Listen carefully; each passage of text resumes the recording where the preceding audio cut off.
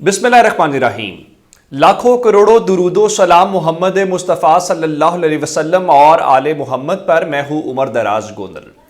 देखिए, आम मुआशरे के अंदर जो लोग हैं वो सियासी इजहार चाहते हैं। आप मालाकंड के अंदर पाकिस्तान तहरीक इंसाफ को वर्कर्स कन्वेंशन नहीं करने दे रहे। आपने आज मानसेहरा के अंदर इजाजत के बावजूद, पेशावर हाई कोर्ट का हुक्म उसके बावजूद पुलिस ने वहां से कुर्सियां उठाई, सब कुछ किया। और उसी मानसेहरा के अंदर अगले हफ्ते नवाज शरीफ जो है वो जलसा करेंगे और यही पुलिस जो है वो सिक्योरिटी फराहम करेगी। अब लाहौर में भी कुछ ऐसी सूरत हाल है। कहना वाली साइड के ऊपर उन्होंने वर्कर्स कन्वेंशन की इजाजत दी गई इंतजामिया की जानिब से, फिर नहीं होने दिया गया। पुलिस जिस तरह से आई, कैमरों की मौजूदगी में लोगों को गिरफ्तार किया, बदतमीजी की, वो अपनी जगह के ऊपर था। अब उन्होंने कहा जी हम शादरा के अंदर करना चाहते हैं, तो कहा जा रहा है जी शादरा के अंदर इजाजत तो मिल गई है, लेकिन सवाल वहीं का वहीं है कि जनाब क्या इजाजत दी जाएगी। तो अवाम के सब्र का भी एक पैमाना होता है, यानी आप लोगों से उनका सियासी वाबस्तगी जो है वो ताकत के जोर पे तब्दील नहीं कर सकते। लोग डर जाते हैं, लोग खामोश हो जाते हैं, हमने माजी में देखा। और जब जब मौका मिला उनको बैलेट के जरिए या कहीं पे भी उन्होंने फिर उसका इजहार किया, वो बेनजीर की सूरत में हो, किसी और सूरत में हो। हर मार्शल लॉ के बाद आप रिजल्ट्स देख लीजिए। अब सूरत हाल ये है कि जमान पाक जो है वो 5 अगस्त के बाद अमली तौर पे वहां कोई चिड़िया भी पर नहीं मार सकती। वहां पे जितने वो बैरियर्स थे वो इंतजामिया ने उठा लिए। पहले सिक्योरिटी थी, वो सिक्योरिटी जाहिर है कि अब इमरान खान नहीं है तो सिक्योरिटी क्यों होगी। हाँ, एक तब्दीली जरूर आई कि जमान पाक का वो वाला जो बाहर वाला गेट था, जो केनाल की तरफ वाला है, उसके ऊपर एक कुरानी आयत बड़े अल्फाज के साथ जो है, बड़े साइज के साथ जरूर लिखी गई है, जिसका तर्जुमा यह है कि बेशक हर मुश्किल के बाद आसानी है। तो ये वहां पे विजिट हुआ। लेकिन आज वो कहते हैं ना, लोगों के सब्र का पैमाना लबरेज हो जाना या लोगों का सब्र जवाब दे जाना। तो आज वाकईतन जो लोग हैं वो जमान पाक इमरान खान के घर के दरवाजे के ऊपर पहुंच गए। ये कोई बहुत बड़ी तादाद के अंदर लोग नहीं थे। मैं अगर आपको ये कहूं कि कोई हजारों की तादाद में थे तो ये गैर मुनासिब होगा। बहुत कम तादाद थी, कम नंबर था, लेकिन आप हैरान इस बात के ऊपर होंगे कि वो नौजवान थे और उन नौजवानों में खवातीन भी शामिल थी, जिसका मतलब यह है कि मुमकिना तौर पे फैमिलीज वहां पे पहुंची हैं और उन्होंने वहां पे तहरीक इंसाफ के झंडे भी लहराए हैं और उन्होंने वहां पे नारेबाजी भी की है। और एक बात उन्होंने और उनको अंदाजा है कि फिलहाल पाकिस्तान के अंदर तहरीक इंसाफ का झंडा लहराना, इमरान खान का नाम लेना या तहरीक इंसाफ के वाले से कोई बात करने का मतलब यह है कि आपने कोई खुदा न खास्ता कोई गद्दारी जैसा जुर्म जो है वो कर दिया है, तो कुछ ज्यादा देर नहीं लगेगी, पुलिस या कोई भी जो है वो आप तक पहुंच जाएगा और आपको किसी भी मुकदमे के अंदर गिरफ्तार कर लिया जाएगा। लेकिन ये जो आज के मनाजिर हमें देखने को मिले हैं वहां पे जमान पाक के बाहर, वहां पे ये जो नौजवान हैं उन्होंने चेहरों के ऊपर मास्क लगाए हुए हैं। अगर मास्क नहीं भी लगाए हुए तो पार्टी परचम जो है वही उन्होंने लपेटे हुए हैं। उसमें एक बच्चा जरूर है जिसने मास्क नहीं लगाया हुआ और उसमें एक नौजवान भी है उसने मास्क नहीं लगाया। तो दोनों तरह के लोग हैं जिससे उनको अंदाजा है कि वो ट्रेस भी हो सकते हैं, गिरफ्तार भी हो सकते हैं, सब कुछ हो सकता है।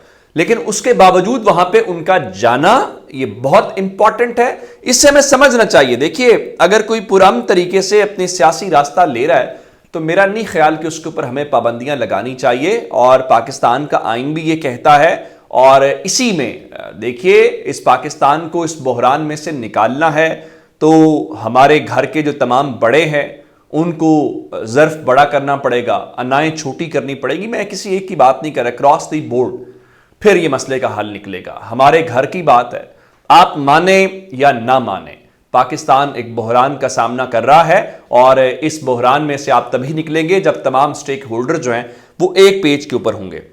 अब तो इवन पीडीएम के अंदर से आवाज़ें आना शुरू हो गई हैं। कल मैंगल साहब जो हैं वो डॉन के ऊपर बैठ के बता रहे थे कि उनकी हुकूमत कैसे बनी, उसमें जनरल बाजवा का क्या किरदार था। जनरल बाजवा ना होते तो पीडीएम ना बनती, और पीडीएम की गवर्नमेंट ना बनती इमरान खान के खिलाफ। آج محمود اچکزئی جو ہیں وہ کہہ رہے تھے جی ہم نے پی ڈی ایم کو کہا تھا کہ عمران خان کی دشمنی میں حد سے آگے نہ جائیں، اور ہم نے ان کو کہا تھا کہ آپ کھائی میں گر رہے ہیں۔ معلوم نہیں ہے کہ ان کو یہ سمجھ کیوں نہیں آتی۔ لیکن میں آپ کو ایک بات بتانا چاہتا ہوں کہ نواز شریف کافی دنوں سے پاکستان آئے ہوئے ہیں لیکن خاصے خاموش ہیں۔ لوگ سوال اٹھا رہے ہیں کہ وہ خاموش کیوں ہیں؟ کیا ان کے گھر کے اندر جو پاور شیئرنگ فارمولہ ہے وہ طے نہیں ہو پا رہا؟ کیونکہ مسلم لیگ نون یہ تو اعلان کر چکی ہے کہ نواز شریف وزیر اعظم ہوں گے۔ نواز شریف وزیر اعظم ہوں گے تو مریم نواز اگر وزیر اعلیٰ پنجاب بننا چاہتی ہیں تو پھر شہباز شریف کہاں پہ ہوں گے؟ حمزہ شہباز شریف کہاں پہ ہوں گے؟ تو اس کا مطلب تو صرف یہ ہوگا کہ آپ جو ہے وہ جو مریم نواز گروپ ہے وہ ڈومینیٹ کرے گا اور جو شہباز شریف گروپ ہے اس کو آپ مائنس کریں گے۔ لیکن میں آپ کو ایک بات بتانا چاہتا ہوں، ایک تو میں نے آپ کو بتایا کہ اگلے ہفتے نواز شریف مانسیرا جلسہ کرنا چاہتے ہیں، دوسرا یہ پرانی خبر میں نے آپ کو دی ہوئی ہے جی وہ سیاسی جماعتوں سے اور سیاسی قیادت سے رابطہ کرنے کے حوالے سے سوچ رہے ہیں۔ لیکن ایک بڑی دلچسپ بات ہے جس کے اوپر میں کہہ رہا ہوں کہ کیا ان کی بس ہو گئی ہے اور وہ تحریک انصاف سے کون رابطے کر رہے ہیں۔ اب یہ جو ساری باتیں ہوئی ہیں اور اس میں ان کے اجلاس بھی ہوئے ہیں تو یہ خبر ہے کہ مسلم لیگ نون کے اندر یہ تجویز رکھی گئی ہے کہ اگر کیونکہ خبر یہ ہے کہ مسلم لیگ نون جو ہے وہ قومی قیادت کو کھانے کے اوپر بلانا چاہتی ہے، تو وہاں پہ یہ تجویز آئی کہ پاکستان جو تحریک انصاف ہے اس کے وفد کو بھی بلایا جائے یا ان کو دعوت دی جائے۔ اب یہ اگلا مرحلہ ہے کہ کیا پاکستان تحریک انصاف جو ہے وہ نواز شریف اور مسلم لیگ نون کی دی گئی دعوت کو قبول کرتے ہیں؟ کیا وہ وہاں پہ اگر کوئی بھی نشست ہے، کوئی آل پارٹیز کانفرنس ہے، کوئی گرینڈ ڈائیلاگ ہے یا کچھ بھی ہے، تو کیا اس کا پارٹ بنتے ہیں یا وہ سیدھا کہتے ہیں نہیں جی ہم تو مسلم لیگ نون کی کسی اس نشست کا حصہ نہیں بنیں گے؟ یہ بھی ایک بہت دلچسپ صورتحال ہے۔ لیکن پہلا مرحلہ ظاہر ہے یہ ہوگا کہ مسلم لیگ نون انوائٹ کرنے کے حوالے سے۔ اچھا میں آپ کو ایک اور بات جو بتانا چاہتا ہوں وہ یہ ہے کہ مسلم لیگ نون نے الیکشن ڈیلے کرنے کے حوالے سے تمام تر حربے لگائے۔ کبھی قومی اسمبلی سے قرارداد کے ذریعے کہا گیا کہ آپ وہ پیسے نہیں دیں گے، کبھی کچھ کیا گیا، اور مسلم لیگ نون ایون اس چکر کے اندر تھی جس میں عطا تارڑ سر فہرست تھے کہ جی صدر عارف علوی تو عبوری صدر ہیں، وہ الیکشن تاریخ دینے کے مجاز ہی نہیں ہیں۔ آج وہی مسلم لیگ نون جو ہے، اسحاق ڈار جو ان کے صمدی بھی ہیں نواز شریف کے، اور اب تو وہ ان کو قائد ایوان بھی سینٹ کے اندر بنا دیا گیا ہے۔ یہ الگ بات ہے کہ وہ ان کو چیئرمین سینٹ بنانا چاہتے ہیں، لیکن اگر طاقت والے نہیں مان رہے تو وہ ایک الگ بات ہے۔ تو اسحاق ڈار نے باقاعدہ صدر سے مستعفی ہو جانے کا مطالبہ کیا ہے اور کہا جی عدالت سے آئین شکنی کے مرتکب قرار دیے جانے کے بعد صدر کو مستعفی ہو جانا چاہیے۔ دیکھیے ایک تو جسٹس قاضی فائز عیسیٰ صاحب جو ہیں انہیں اس وقت کی اسمبلی تحلیل کے حوالے سے میرا نہیں خیال کہ کچھ کہنا چاہیے تھا، انہیں اس سوال کے جواب کے اوپر زیادہ فوکس کرنا چاہیے تھا کہ آئینی سوال یہ ہے کہ الیکشن کی تاریخ کس نے دینی ہے؟ آیا الیکشن کمیشن نے دینی ہے؟ آیا صدر نے دینی ہے؟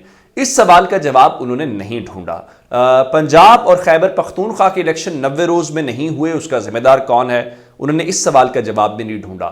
لیکن ہاں اسمبلی تحلیل کے متعلق صدر پاکستان کے متعلق ضرور انہوں نے آبزرویشن جو ہے وہ دی ہے۔ اب ظاہر ہے قاضی فائز عیسیٰ صاحب اس وقت بہت بڑے منصب کے اوپر ہیں اور ایک ایسا منصب ہے جہاں پہ سوال کریں یا تو ہو سکتا ہے ان کو غصہ آ جائے یا ان کی طبیعت کے اوپر ناگوار گزرے تو وہ توہین عدالت بھی لگا سکتے ہیں۔